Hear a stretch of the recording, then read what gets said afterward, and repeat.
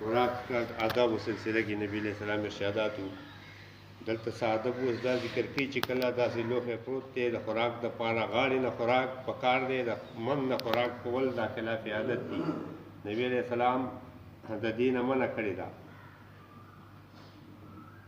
ابن عباس رضی الله تعالی عنہما فرمایي نبی علیہ السلام فرمایلی دي برکت په من د طعام کې نازلېږي او غاړو ته خورېږي نو تاسو که د خوراک د هغه د برکت د نازلېدلو د ځای نه خوراک کوئ نو برکت بندېږي دا نه چې کوم ځای برکت نازلېږي دغه ځای نه خوراک پکار دی نبي علیه السلام وایي مه خورئ ته وایي دغه ځای نه پکار دی نو دا د ځان نه طریقه جوړول دي تشریح ده نو دغه منځ کې برکت نازلېږي نو تاسو د اطرافو نه خوراک کوئ او د منځ نه مه کوئ یو بل روایت کې عبدالله ابن بصر رضی الله عنه دی فرمایي نبی علیہ السلام یو کاسه ده چې د هغه کاسې نوم غراو او څلورو تنو به اوچتوله خاورو لوښي وپخوا غټ داسې یو خانک شکل و کله چې به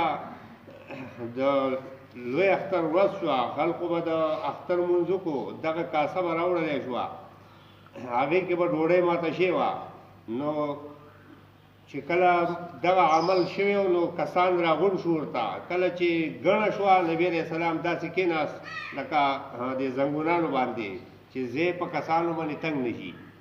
یو بانډچي وي دا څه قسمه ناسته ده نبی علیه السلام ووی الله زه بنده کریم ګرځولی یم او زه یې نه یم ګرځولی جبار عنادي معنا دا زما دا ناسته دا د شریفانو ناسته ده د متکبرینو ناسته نه ده او زه الله دغه شریف بنده عبد یې ګرځولی یم اوس هغه اصل ادب چې کوم دی هغه اوس دې ځای کې ذکر کوي نبی علیه السلام ووی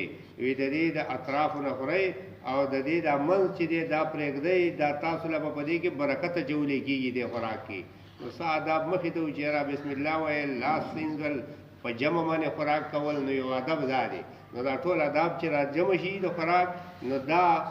چې په دې طریقه باندې خوراک کوي نو دا خوراک یو ضرورت دی خوراک هم وشو او ورسره عبادت هم وشو یعنې ثواب هم وشو دواړه کارونه جمع شو او که تش هغه خېټه ډکه شوه نو د هغې یو نقصان به دا وشي چې دا خوراک چې وخوړلی شو خیر او برکت به پکې هم نه او دارنګې هغه به